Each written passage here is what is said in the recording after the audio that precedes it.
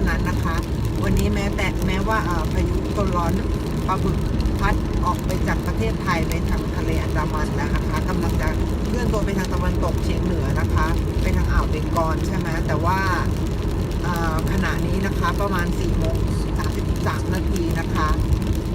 ยังประเทศไทยภาคใต้ยังฝนตกอยู่นะคะยิ่งขับยิ่งลงภาคใต้เข้าไปเท่าไหร่ฝนก็ยิ่งหนาขึ้นทุกทีนะคะ แล้วก็ระหว่างทางก็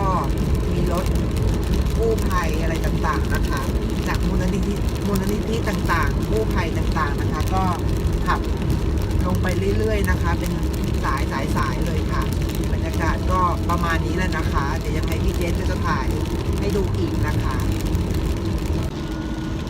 เราต้องใช้สมาธิอย่างมากเลยนะคะในการขับรถนะคะที่ฝนฟ้าอากาศไม่เป็นใจแบบนี้นะคะก็คิดว่าน่าจะอีกสักพรุ่งนี้หรือมะรืนนี้น่าจะฝนลดลงแล้วนะคะจากที่ดูจากเว็บไซต์ windy.com นะคะหรือว่าที่กรมอุตุนิยมวิทยาประกาศไว้นะคะ